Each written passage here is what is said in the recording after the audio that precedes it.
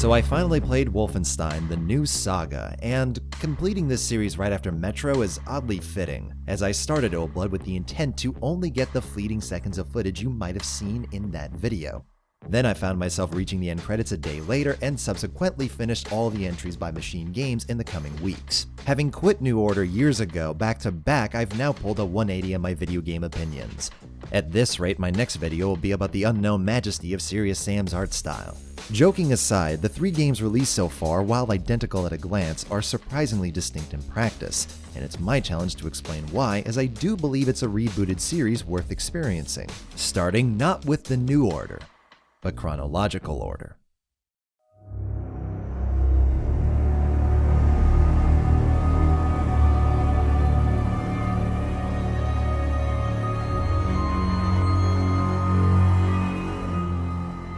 The Old Blood is the beginning of B.J. Blazkowicz's story as told by Machine Games, a Swedish developer formed by the founding members of Starbreeze, known for the Chronicles of Riddick before leaving and being raided by authorities after. While I haven't played Escape from Butcher Bay, time spent with the Darkness and Syndicate made Starbreeze's influence quite apparent from the start of this game with head bobbing. Lots of head bobbing. Like its Doom reboot, Old Blood pays tribute to what came before, specifically Grey Matter's return to Castle Wolfenstein with protagonist BJ doing exactly that. Set in just 2 locations, making the variety across its short but sweet campaign rather remarkable. Where 3D and returns action started the moment players were given control, Old Blood really sells the premise of infiltrating this labyrinth with a Half-Life-esque exploration of the facility with people going about their day. And while the game begins with a poor stealth escape sequence that doesn't make a good first impression, I came to appreciate this introduction because it feels completely different from the rest. Stabbing dogs in the shadows with steel pipes gives you the context to appreciate dual-wielding assault rifles, and Underground Chasm satisfies my inner indie, while disguising Blasco in a party rekindles the wannabe spy. Just like many quality titles in this genre, Old Blood's gameplay is incredibly basic, line-of-sight stealth mechanics complementing point-and-click shooting, but is so much greater than the sum of its parts because of how your running, jumping, and shooting is contextualized. Levels don't blend into a haze of gunfire, they're unique in the visuals, level design, and tools you're encouraged and occasionally forced to use. Force sounds negative, but as often discussed on this channel, having the option to do everything in a game often leaves players selecting the one thing that works consistently. It's not their fault for making the game repetitive, it's merely how most of us operate in our day-to-day lives, drifting to what's most effective and efficient. Where in campaigns such as Half-Life, Titanfall 2, and Old Blood, all players experience the full sandbox of weapons, enemies, and levels. You'll be sniping from railcars, buckshotting armored goons, and stomping on zombies in a mech, regardless of whether you prefer to sneak or shoot outside of set pieces. Though this being Wolfenstein, the latter's advised. Especially because Machine Games have managed to strike a balance between weapons that sound like they deserve to inflict the damage done to your enemies, but without exaggerating the role of each weapon. I am a sucker for downright abrasive sound effects, but have come to understand how silly it is for an M9 pistol to sound like a Barrett 50 cal. Most weapons are just right here, enhanced by the notable but controllable recoil, enemy reactions, impact, and blood effects. It's undoubtedly a dramatic improvement from previous installments. Sound design in general is excellent, right down to the subtle cues when silently taking down Nazi commanders. The game's composer, Mick Gordon, might have been lesser known prior to Doom's breakout success, but he was no less talented, with hours of music setting each stage with a beautiful, but, when called for, violent orchestra.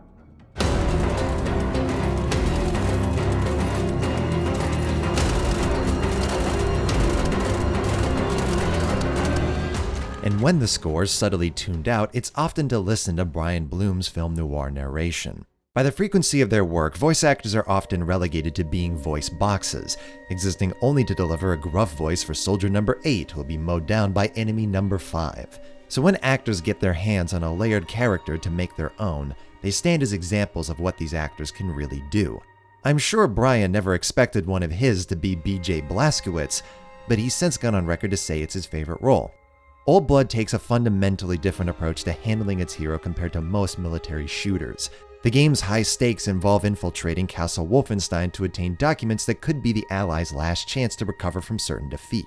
Yet, after firefights conclude, you don't always just hear the reiteration of this save-the-world premise. Instead, William describes the smell of a room and how it reminds him of a bog back home, inspecting skulls with tongue firmly in cheek, or how he'd been locked in the closet for bad behavior as a child. And when all of this is experienced through a character whose eyes you never leave until the game's final minute, I can't help but empathize with the man, as I'm not just in his shoes, but also his head. The consistent perspective allows the campaign to seamlessly transition between the, as previously mentioned, large variety of stages, with the exception of a few compressed cutscenes while the level loads. The game even retains your health indicator during story moments, connecting players to BJ even when both of you are restrained by the villains, something I wish video games did more often. Which brings me to the final point of Old Blood's quality. It understands, even in a world with villains as comically evil as those in Wolfenstein are, that doesn't mean you can't humanize them. In fact, I'd go as far as to say that the Nazis portrayed in this alternate history are given more depth than most World War II games, perhaps because it's an alternate history and needs to put more effort into showing how the Nazis could overthrow the Allies and govern globally. Just like Metro, the soldiers slaughtered through aren't all the same. Some worry about their leader, some gloat about their power, some are literal grammar Nazis, and it all builds a world that, in spite of its robot dogs, mech suits, and zombies, immerses you almost immediately. It's just an expertly crafted title from top to bottom, where most of its issues stem from troubleshooting the engine. You see, after ZeniMax acquired id Software, they acquired exclusivity to their technology, but the result is that fellow shooter developers under Bethesda's wing also used id's tech. That's why Brink released in 2009 with an engine developed for 2004, and why New Order released on 8th generation consoles with an engine built around the constraints of the 7th generation. In the overwhelming majority of cases, a game's poor performance, technical issues, and bugs fall onto how the engine is utilized rather than the engine itself. But I believe id Tech 5 is one of those exceptions. Despite being made by a different team in a different time with different hardware constraints, every problem Rage had is found in Wolfenstein. Texture compression is absurd, levels and lighting are static, the post-processing is clearly meant to obstruct the engine's shortcomings, and on top of all of that, it's hilariously unoptimized. If you're going to play through Old Blood and New Order, which you should, I'd argue the id Tweaker file is required to enjoy them properly on PC. It's really a shame because artistically, Old Blood is beautiful. The cohesion between this game's various levels is a large credit to the art team that managed to illustrate and contrast the industrialized sectors of Castle Wolfenstein versus the stone fortress itself and local villages. It manages to rekindle the occult visuals Wolfenstein became known for while maintaining its new diesel punk aesthetic consistently. In fact, more so than its sequels that feature exosuits out of Deus Ex. Old Blood's like a beautiful instrument. It doesn't push genres with groundbreaking innovations or techniques, but it does play extremely well, to the point where I'm probably just going to play through again after making this. I've already started a second playthrough, but after finishing the prequel, my hands were already launching the New Order.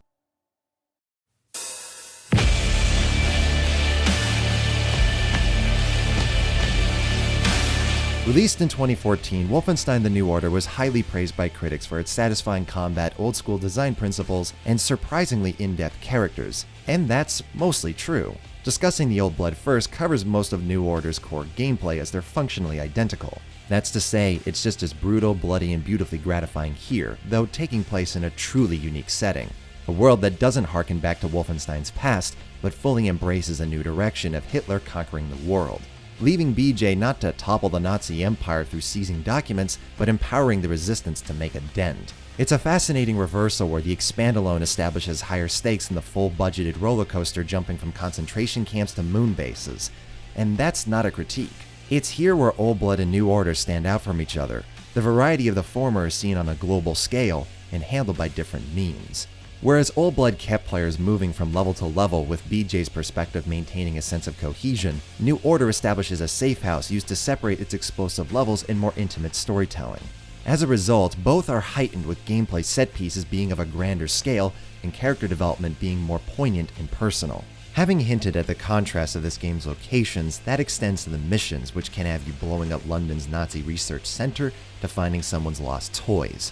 The empathy exists just as before, but presented through a new lens, and deserves credit for making Blazkowicz and the cast of characters he finds himself with relatable and empathetic, much of which realistically stems from how not everybody starts on good terms. The game doesn't shy away from racism, mental illness, and the Nazis' brutality. Not since World at War or Spec Ops has a shooter been this uncompromising in its subject matter, and gives this game's pulpy diesel punk science fiction universe a hard dose of reality without obstructing the plot. because the game's philosophical and political questions aren't often in its big bombastic set pieces, but quieter moments building up to them or discovered in the safe house, making these moments feel all the more special knowing they can be missed. This structure does mean the campaign has less momentum than Old Blood, with BJ rotating from dangerous missions to the safe house rather than constantly on the run within the Devil's Den. But I wouldn't change that, as the difference in pacing and presentation is what keeps these two games unique from each other while feeling connected. Though I wish Machine Games didn't rely on cutscenes to tell these stories,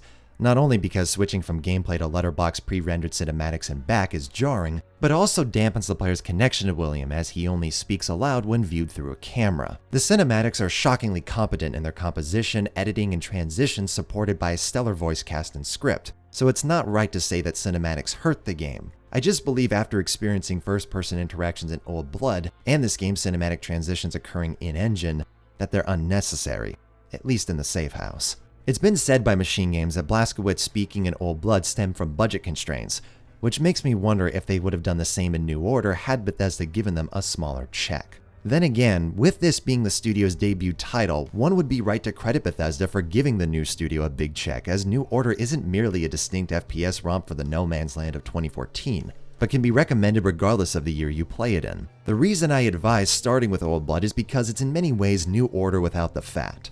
No minor differences in timelines, Deus Ex suits, padded sequences, etc. The unique storytelling, absurdities, and setting of New Order become easier to appreciate when you spend hours lacking all of those. Your journey gets expanded rather than condensed.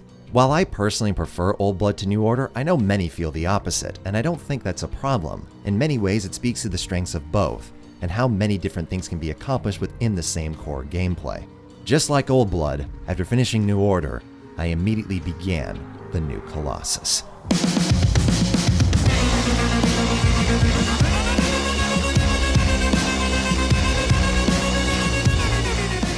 To reignite the discussion of engines, the jump from id Tech 5 to 6 is monumental. No downloading fan patches, no lowering graphic settings, no disabling post-processing effects and config files. Just like Doom before it, the game's supremely optimized and utterly breathtaking in its lighting, scale, and texture work. Machine Games spent years rebuilding assets from scratch, and the amount of effort they put into environments, weapons, and sheer detail is staggering.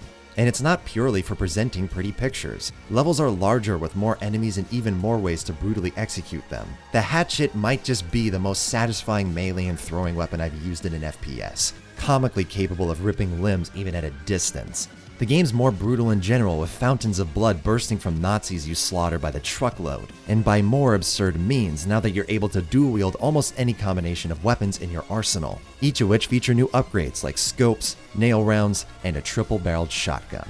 The improved engine also gives greater attention to cinematics, with more characters, arcs, twists, themes, and taboos for the player to navigate in Nazi-occupied America. The variety doesn't cease in New Colossus in its world building or locations, with Nazis grilling KKK members on their German and conspiracy theorists finding Area 52, where BJ proceeds to venture into his home and back amongst the stars.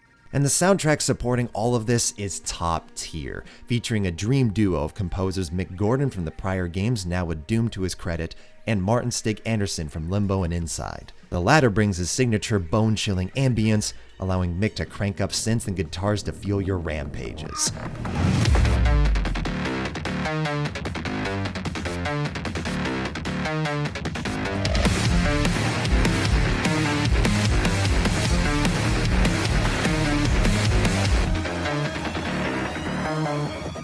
Across the board, this game is New Order cranked up to 11, amplifying every aspect to a level that makes the previous games look reserved. And that's why New Colossus is my least favorite of the three. Everything previously mentioned I haven't fabricated. The hatchet is deeply gratifying, there are more taboos, the world building is great, and the soundtrack is so good everyone should listen to it regardless of whether they play the games. But I haven't gone into full detail yet, as it has unfortunate implications. The technology from Doom 2016 does look phenomenal, yet as said on forums and even Forbes, something feels off about this game's combat. It's definitely not your protagonist lacking strength. Blazkowicz might have less health during the game's opening hours, but not only is that compensated with overcharged armor, his arsenal can be upgraded, he can dual-wield any combination of weapons, and most significantly, at no cost to movement speed. That last part is the most significant, as the biggest risk with dual wielding was reducing your mobility. Shotgun ammo drops like candy, and given their proficiency, regardless of which enemy type you encounter, the game fails to stop players using them almost exclusively, save for protecting one's own sanity and/or boredom. Despite the sandbox being expanded upon when looking at the location's arsenal, heavy weapons, and enemies, it doesn't feel like it. Part of that is the poor balancing, part of that are weapon upgrades functioning just like older guns, and part of that is the level design. Those who've played Wolfenstein are very familiar with these notices. Their battles frequently encountered outside of set pieces, informing players of two distinct options immediately. However, while Old Blood and New Order do this often, I wouldn't go as far as to say that this is the absolute standard, with smaller battles in between bigger arenas maintained by commanding officers on roughly 10-minute intervals. Meanwhile, in Wolfenstein 2, they're encountered as often as 3 minutes. It's not uncommon to eliminate a commander only for this same structure to be repeated in the very next room. They occur so often, sometimes you jump into an area only for the commander to be displayed in mid-air, who hears your upcoming presence upon landing, alerting the troops. Now, there is a reason for this repetition. Commanders are now attached to the progression system, dropping Enigma codes used to unlock assassination missions through an awful minigame. And that's a terrible reason. Not to mention the side missions themselves are repeats of levels that across all I've played consist of the formula that bogs down the campaign. That's not to say there's no fun to be had in Wolfenstein 2. The simple rush of charging multiple enemies, holding down both triggers for the sake of your life is a cathartic one. But the game doesn't use its own strengths to the most machine games seem capable of, and it's not just the gameplay that's like this. The phenomenal soundtrack I mentioned earlier, it serves to remind why it's important to talk about how a score is implemented. Because while Mick and Martin have outdone themselves, Wolfenstein 2 doesn't improve its mixing at all from prior games. Oftentimes, the music is barely even audible despite the instrumentation being the weight of our hero's punch.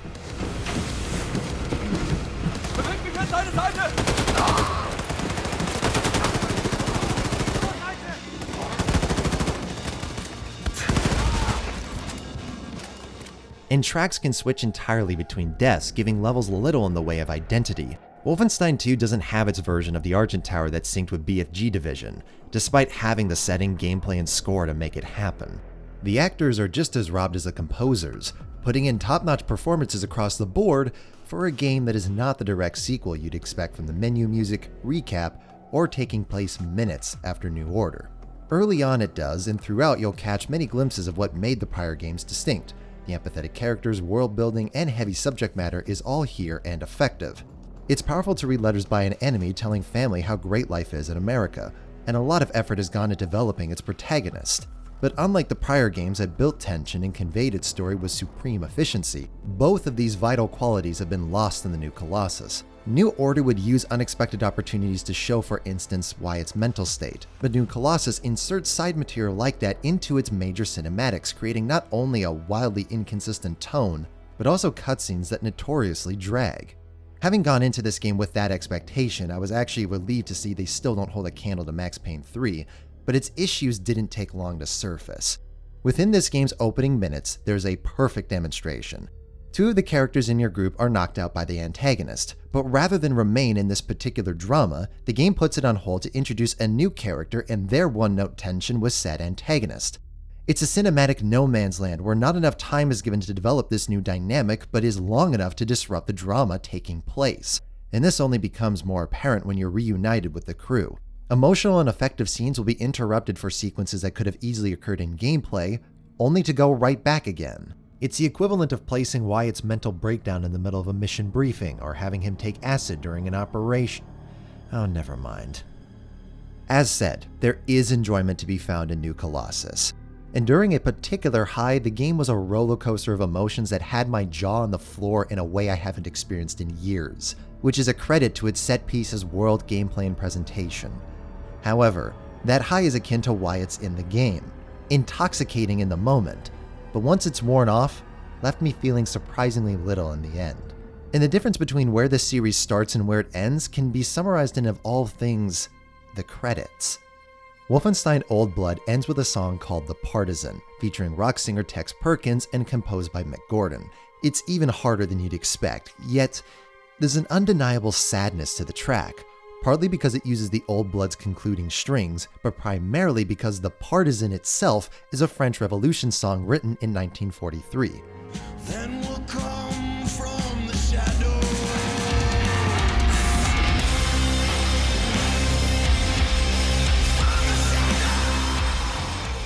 The track, to me, symbolizes what Wolfenstein can be, an utterly bombastic anthem that indulges its intensity to no end, while acknowledging the realities of what it's based on.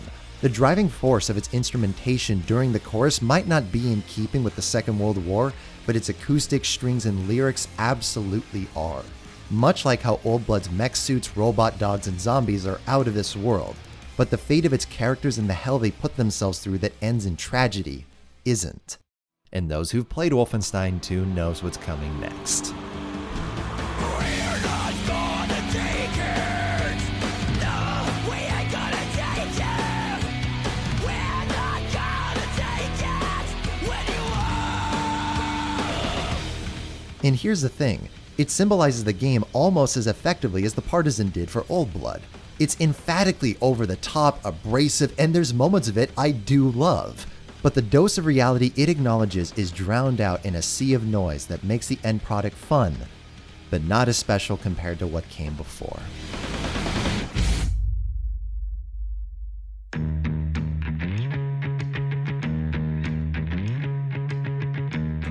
So where the hell have I been? Well, Metro years later knocked the wind out of my sails, to say the least. I'm satisfied with the video, but its depth in pre-production really caught me off guard. I always wanted Mandalore to be in the video, but he ultimately became a lifesaver, for I probably wouldn't have committed to the DLC section with how the video's progress was going. Anyway, I figured as I'd done in the past, I'd spend a week just taking things easy and enjoying Wolfenstein to crank something out at the end of March. Then I got a call from the hospital saying my mother's arm was broken. Life's full of surprises. She's okay though, and I'm hoping to get back on track schedule-wise while also helping with the family. I apologize to the viewers for waiting this long for a smaller piece, and the patrons whose content I held to get this finished.